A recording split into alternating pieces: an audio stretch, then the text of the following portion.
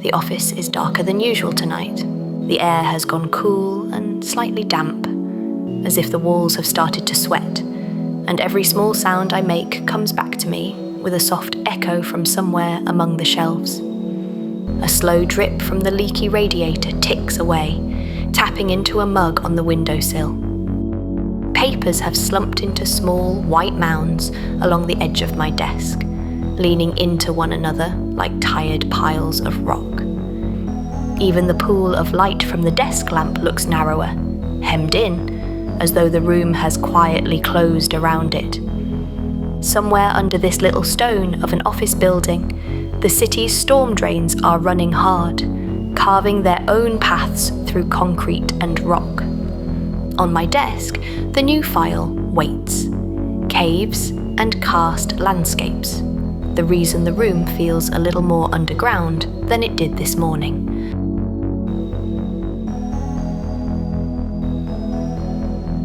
Hello there, I'm glad you found your way back to the office. If we haven't met yet, I'm Madeline Rowe, an astrophysicist turned private eye, trading telescope time for case files and quiet field notes from the earth beneath our feet. Tonight's investigation is a slow one, filed under dissolving stone and underground rivers, under landscapes that are really 2 stories tall, hills above and hollow rooms below. So settle in, let your shoulders loosen, let the room feel a little cooler and more echoing at the edges, and we'll open the folder on caves and karst together, patiently, steadily, one calm page at a time.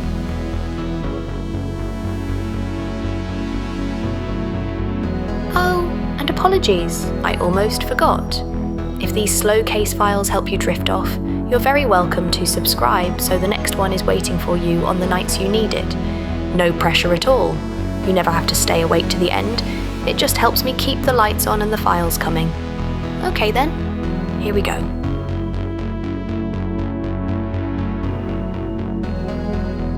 This evening we'll stay close to home. We'll move gently through the science of karst, through landscapes where rain quietly dissolves limestone and related rocks, where rivers vanish into the ground and re-emerge at clear springs, where hills and valleys on the surface sit above branching cave networks and underground streams. 2 levels of drainage stacked together. We'll start with what karst actually is. Then we'll walk very slowly through the vertical anatomy of a cave system, from the thin soil and fractured rock just below your feet, down through the dripping passages, and finally into the quiet, water-filled zones deep below.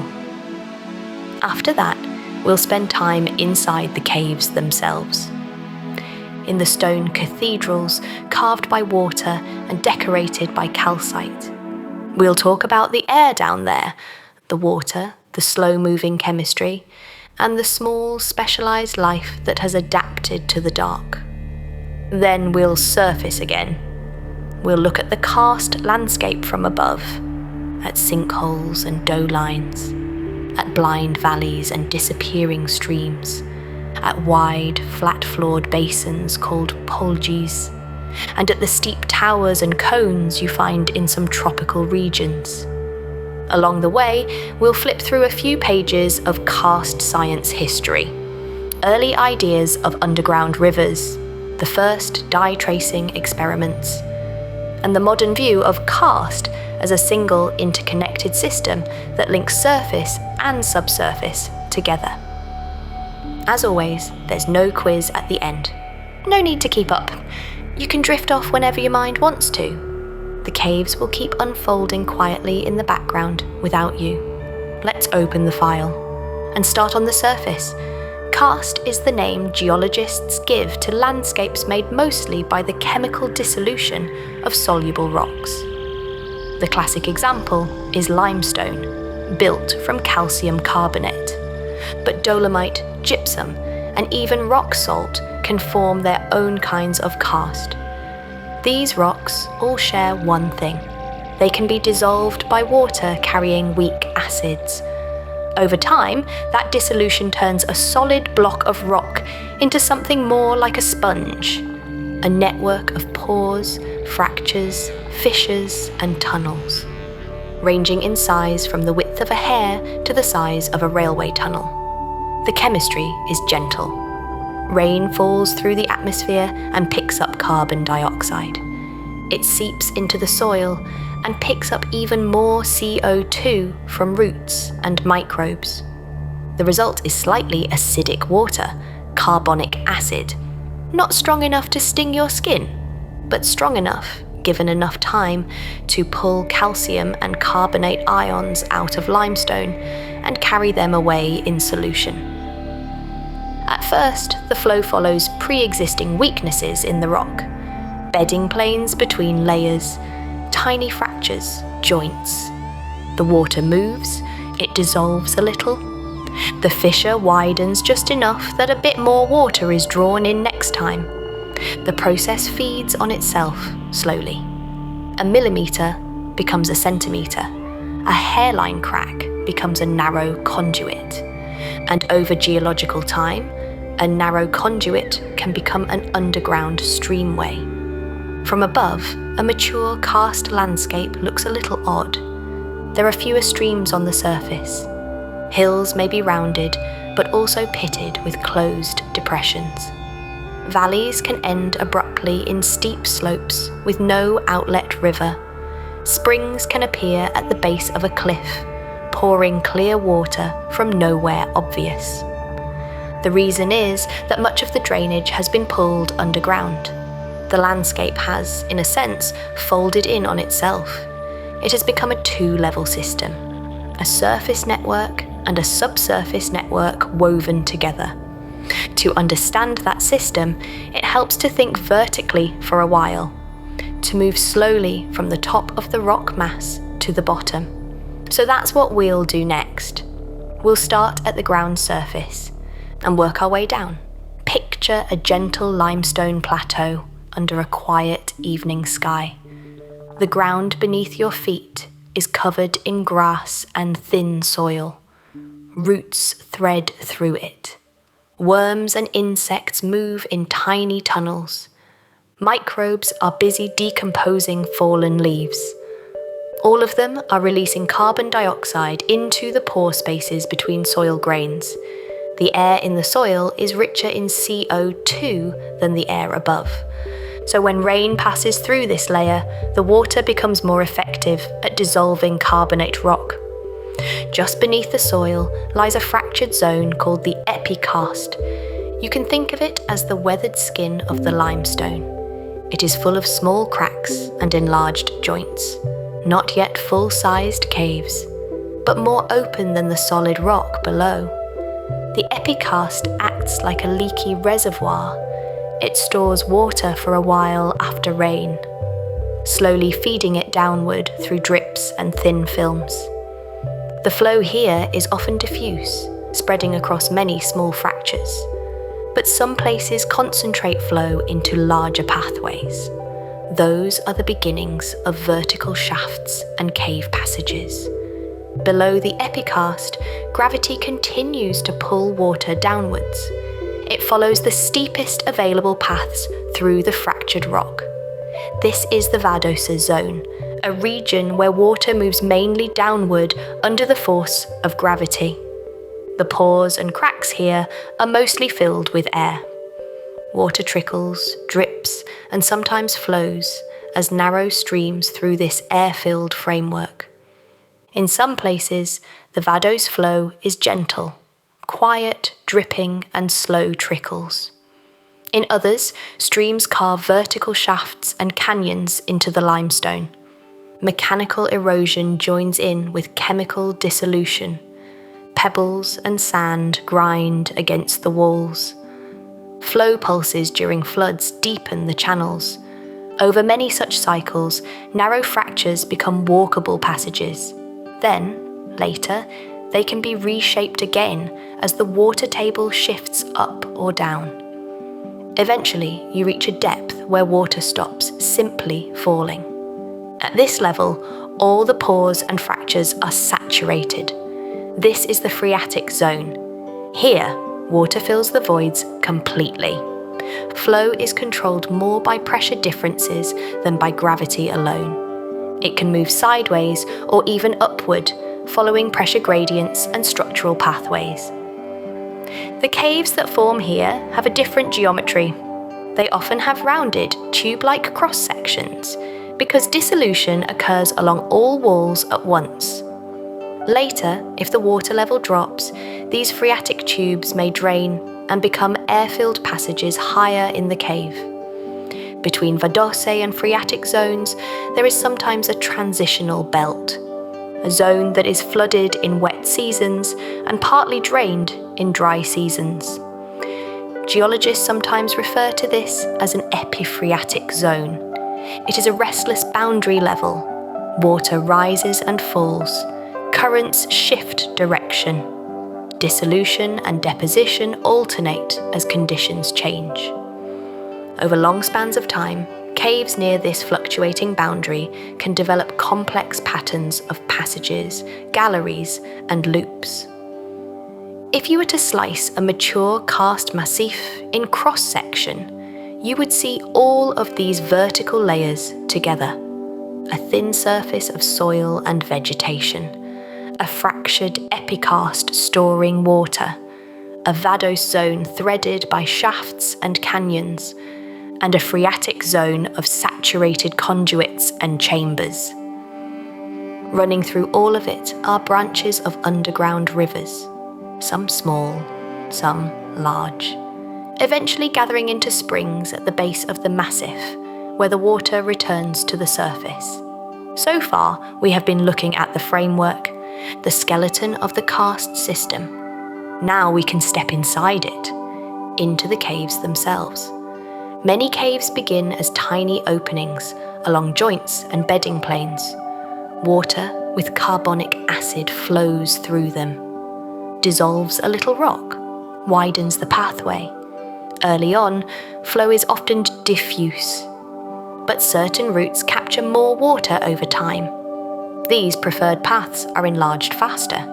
A feedback loop begins. More water chooses the slightly larger conduit, which dissolves more rock, which pulls in more flow. Step by step, a channel is established. In the saturated phreatic zone, these channels can grow into graceful tubes. Water dissolves the walls evenly. Cross-sections become circular or elliptical. The ceilings can be smooth and domed, the floors gently curved. When the water table later drops, these former underwater tunnels become air-filled passages. You might see scalloped patterns on their walls, recording flow directions that no longer exist. They are the fossil footprints of ancient underground streams. Higher up, where water falls through air, cave shapes are more angular. Vertical shafts carry water down. Canyon passages develop as streams cut down into earlier phreatic tubes.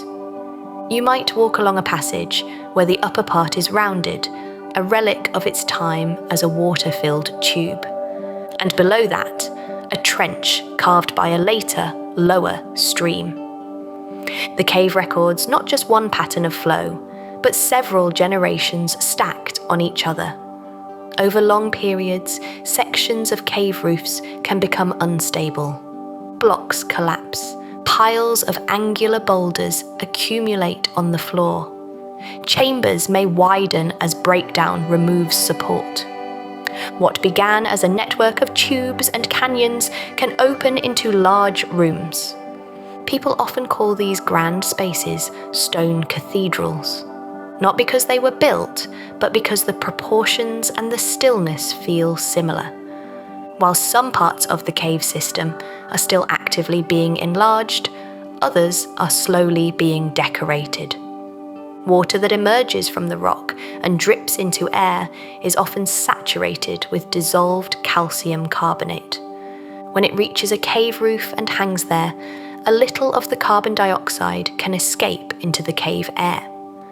That loss of CO2 makes the solution slightly oversaturated, so a tiny ring of calcite is left behind as the drop falls. Over many drops, those rings stack. A straw-thin tube grows downward from the ceiling. Later, more calcite thickens it into a stalactite. Where droplets land on the floor, the opposite form grows. Layers of calcite accumulate around the splash area. A small mound forms, then a cone. Eventually, a stalagmite, rising from below to meet the stalactite descending from above.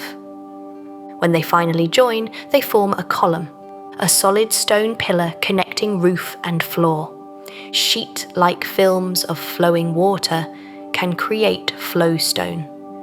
Gleaming drapes and frozen waterfalls of calcite spread over walls and slopes. In shallow pools, layers of calcite can build terraced rims and dams, forming rimstone basins that capture quiet water. In some protected spots, concentric layers grow around grains of sand to make cave pearls.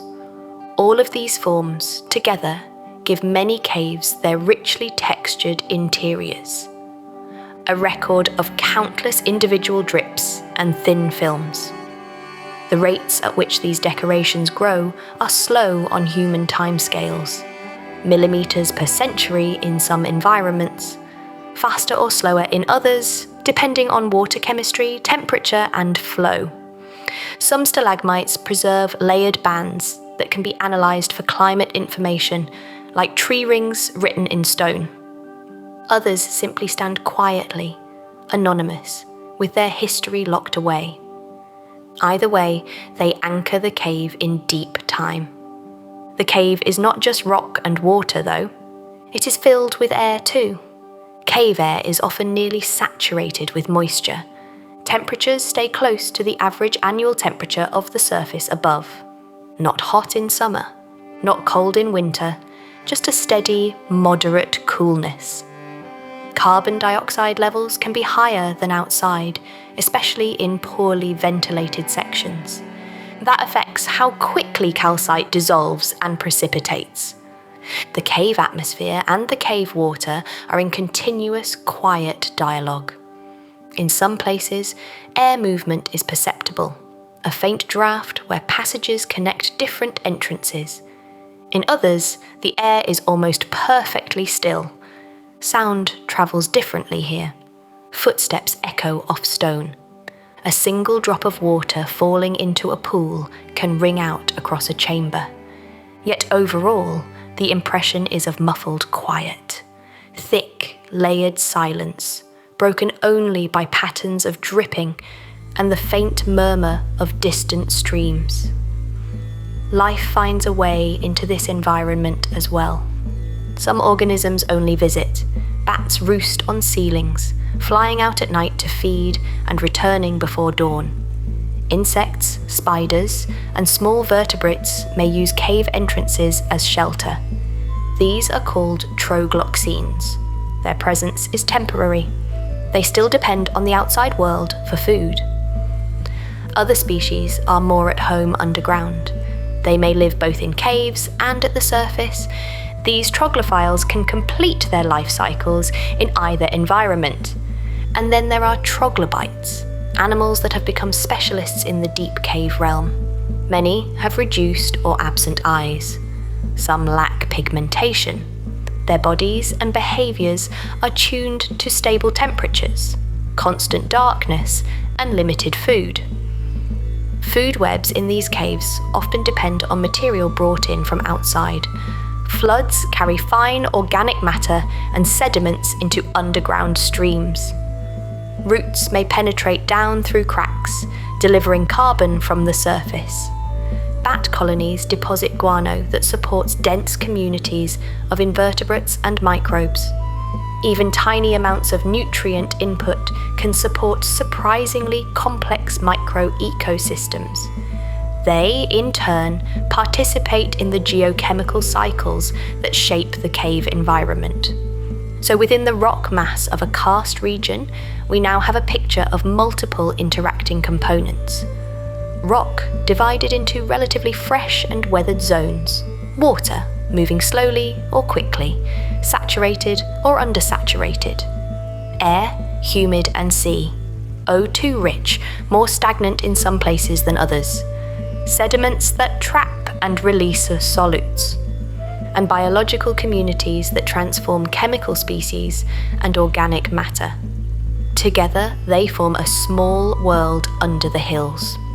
Now, let's step gently back up to the surface, because the shape of the land above reflects what is happening below, and the land above, in turn, controls how water enters the system. Surface and subsurface are two sides of one karst coin. A hallmark of karst terrain is the presence of closed depressions. These are hollows that do not have surface outlets. Many are called dolines or sinkholes. Some form mainly by solution. Water ponds or focuses in a small area, dissolves the underlying limestone and gradually creates a bowl-shaped hollow. Others form by collapse, where a roof over a cave chamber fails and the overlying material drops down. Both processes can work together. The result is a landscape dotted with depressions of various sizes and shapes. Individual dolines can coalesce. When several join, they create compound depressions, sometimes called uvalas.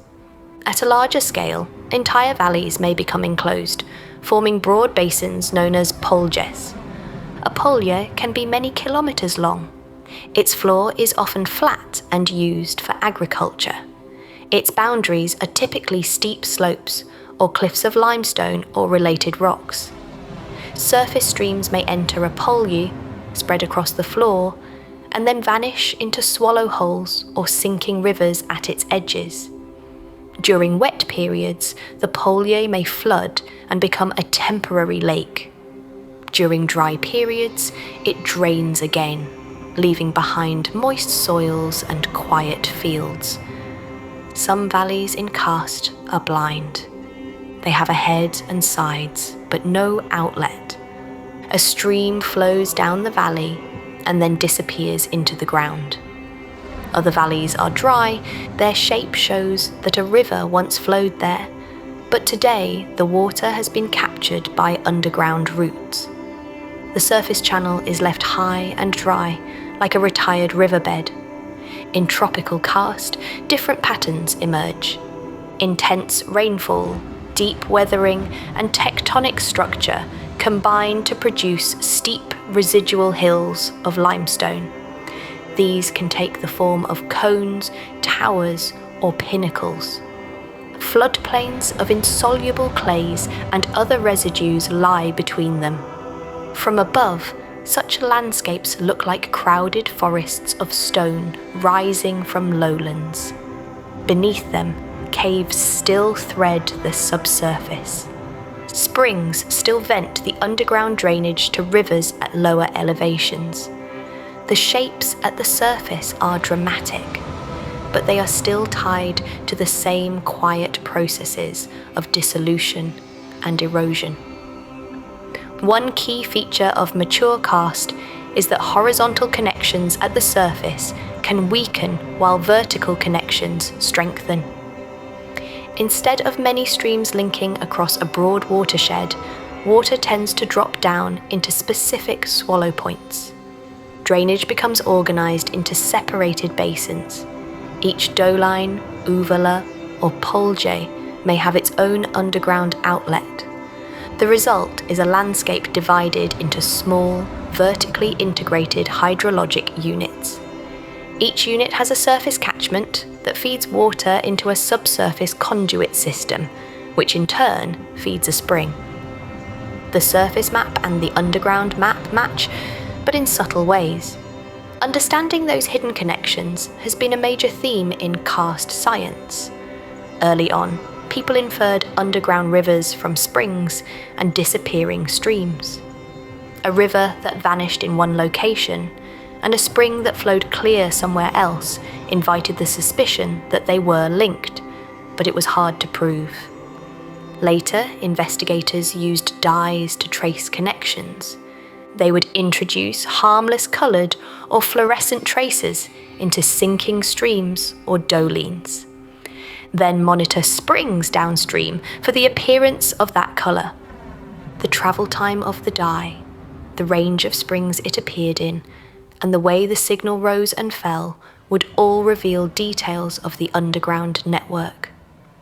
These experiments showed that some springs draw from large, fast-flowing conduits, while others are fed mainly by slower seepage through the rock mass.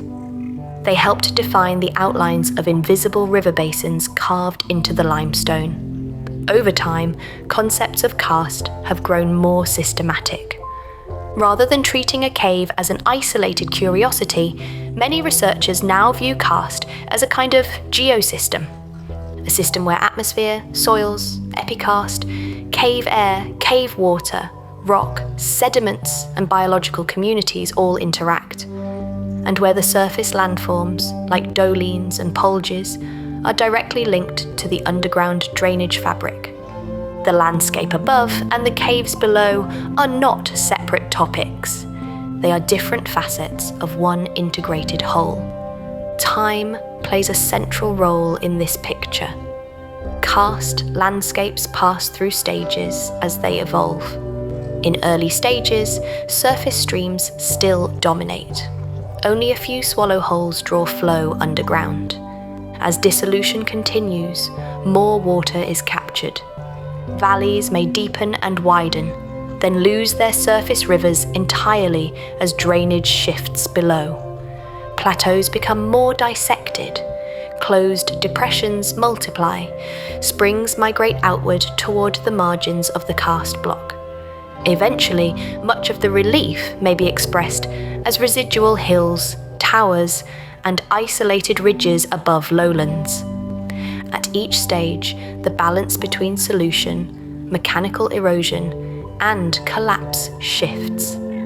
Climate, vegetation, and tectonic uplift all influence the path. There is no single universal sequence that all karst must follow, but the general theme remains. Water reorganizes the landscape from the inside out, through tiny chemical reactions that over millions of years build large-scale patterns in rock. For people living on these landscapes, karst can be both a resource and a challenge. Springs can provide abundant drinking water. Caves can host unique ecosystems and offer windows into past climates. But the same underground voids that carry water quickly can also make the land vulnerable to sudden sinkhole formation and to rapid transmission of contaminants. Because surface and subsurface are tightly linked, what happens on the land surface can reach the cave system quickly. Gentle land management and careful protection of recharge areas help keep both levels of the system healthy. For our purposes tonight, though, the main role of this Earthfile is not to warn. It is to soothe, to give your thoughts something slow and structured to drift along. So we will leave the practical side of karst management as a quiet footnote in the file, and turn back to the slow flow of water through rock. If you are already slipping towards sleep, you can let the rest of this file turn into comfortable murmur. If you are still awake, we can take a few extra quieter detours.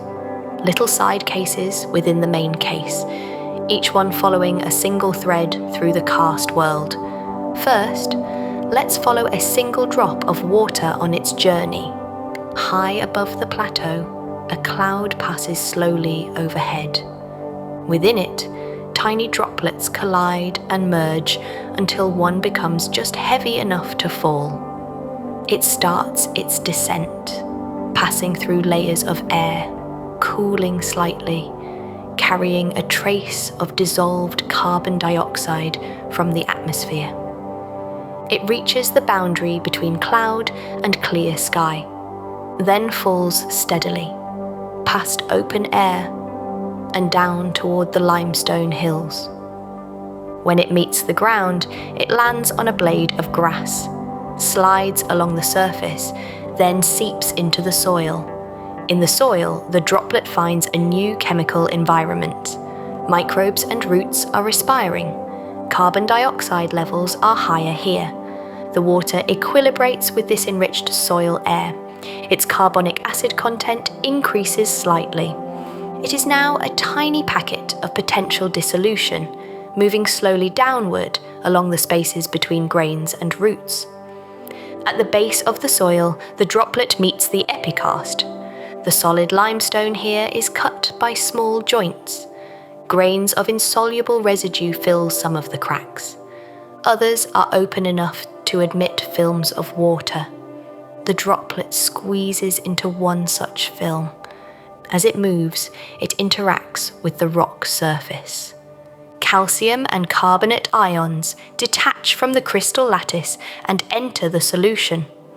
The droplet carries them along, becoming slightly richer in dissolved minerals with each millimetre of travel. The flow path branches and rejoins.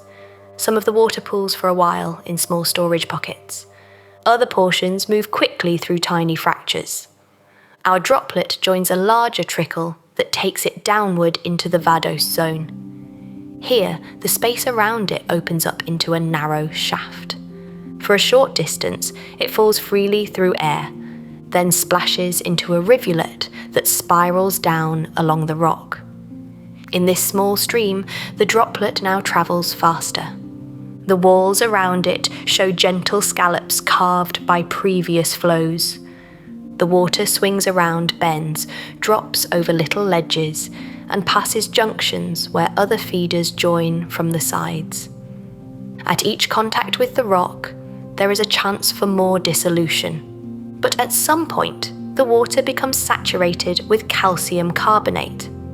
Further along, when pressure or temperature conditions change, precipitates may begin to form. Our droplet contributes a fraction of a milligram of calcite to a wall or a stalagmite, then continues on. As the stream descends, it approaches the phreatic zone. Eventually, it merges into a larger underground river that completely fills a conduit. Here, the droplet is surrounded by other droplets on all sides. Together, they move through a flooded tunnel in response to pressure gradients. The route may twist and loop through the rock, following structural weaknesses. Some sections are wide rooms, others are narrower passages. All of them stay dark and quiet, except for the soft rush of water and the occasional collapse of a pebble on the floor. After hours or days, depending on the system, the underground river approaches the boundary of the karst block. The confining rock thins. The tunnel opens onto the side of a valley. Here, at a spring, the water emerges into daylight again. Our droplet crosses that boundary. It joins a surface stream, perhaps flowing through a town or valley. Eventually, it will move onward to larger rivers and the sea. Its journey from cloud to karst plateau, through epikarst, cave, and spring is complete. In reality, millions of droplets follow such paths at once. Some move quickly, others linger in storage zones for months or years. Together, they carve, decorate, and sustain the karst system, drop by drop, season by season, age by age. For our next detour, let's linger in one of those stone cathedrals deep inside the massif. The chamber you are standing in is large enough to swallow a building. The ceiling arches high overhead, disappearing into shadows. Walls slope away, textured with columns, draperies, and ribbed flowstone. The floor is uneven, dotted with breakdown blocks and pools. The air is cool, still, and damp. Every sound carries From somewhere above, water drips at regular intervals. Each drop falls from the tip of a stalactite, hits the surface of a pool below, and sends ripples outward across the water. On the pool's edges, lip-like rims of calcite rise a few centimetres high. They mark where water levels once stood. Each new overflow added another thin layer of deposit until the pool took on its present terraced shape. In one corner, flowstone cascades down the wall like a frozen waterfall. Its surface is glossy in places, matte in others. Tiny ridges record subtle changes in flow patterns over time. Where the water recently shifted course, the rock is brighter.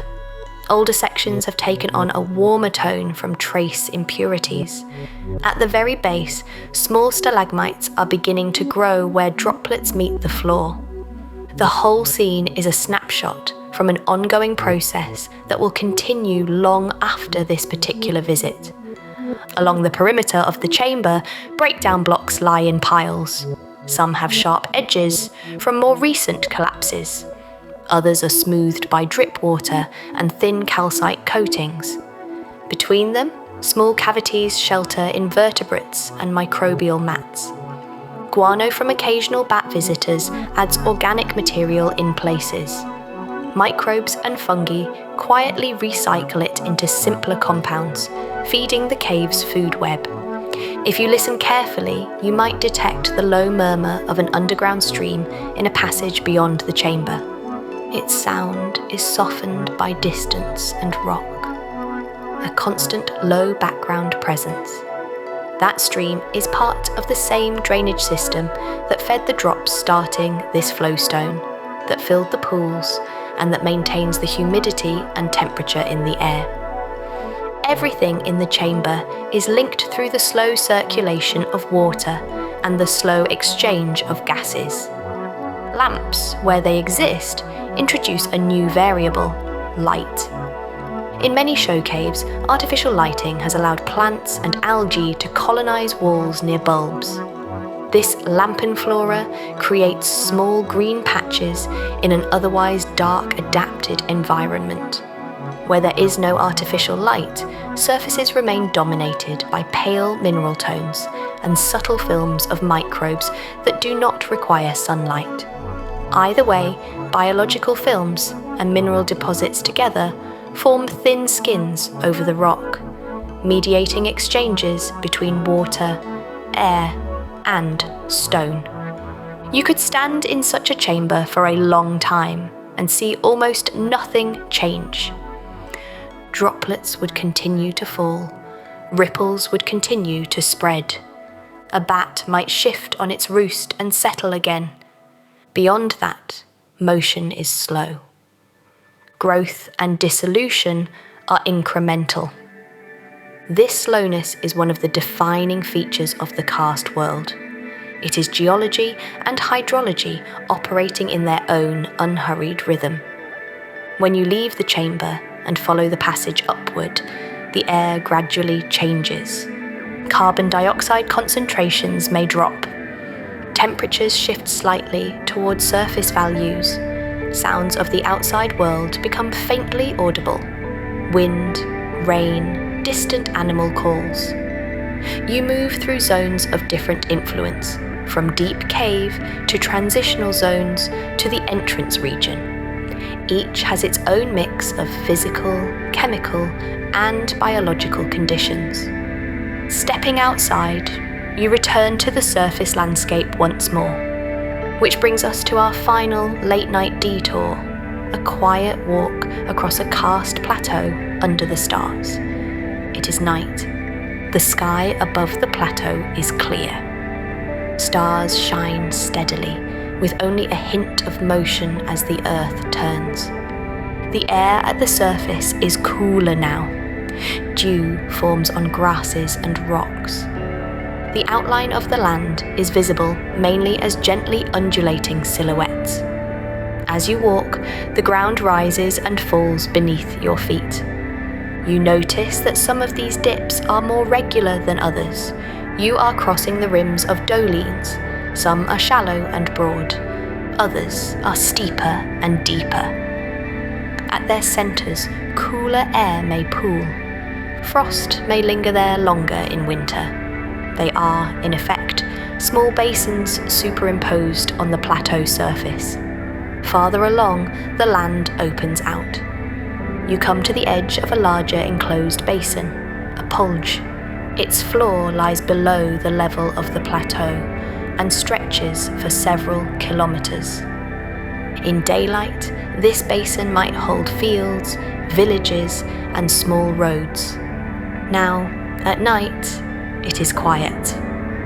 Only a few scattered lights mark human presence. Somewhere along the edge, a stream that flowed onto the Polye disappears into a swallow hole.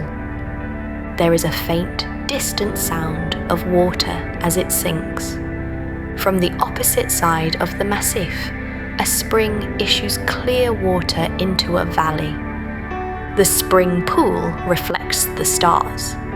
Its discharge may vary over seasons, rising during wet periods when the karst's internal reservoirs are full, and falling during dry spells. That spring marks a point where underground drainage, collected from many dolines and polges across the plateau, returns to the surface. It is a kind of mouth for the hidden system, a place where the subsurface network touches daylight. Standing there, you are positioned at the seam between the two levels of the karst landscape. Above you, hills and hollows. Below you, caves and conduits. Around you, the sound of the spring is steady and soft. Each second, many litres of water that have travelled through fractures, shafts, and tunnels are arriving. Their dissolved load of calcium and carbonate reflects countless microscopic interactions with rock. Over long timescales, that load will be deposited downstream or in the sea, contributing to new sediments. The cycle of carbonate will continue in another form. For tonight, though, the cycle can be allowed to rest in this simple picture. A plateau with closed depressions. A network of underground voids. Springs at the edges, water moving slowly from sky to soil, to rock, to cave, to valley. A two-story landscape where surface and subsurface are always in conversation. The Earthfile on caves and karst can close whenever you like. Its pages will still be here if you ever want to reopen them. For now, you can let the details blur. Let the word karst become just a soft syllable floating at the edge of awareness. Let the slow rhythm of dripping water and steady springs take over. And let the underground rivers of thought in your own mind settle into quieter channels. I'll stay here on the night shift for a while longer, filing a few more notes, listening to the distant echoes in the stone cathedrals. You don't have to. You can drift, sink gently into sleep, and let the karst world take care of itself.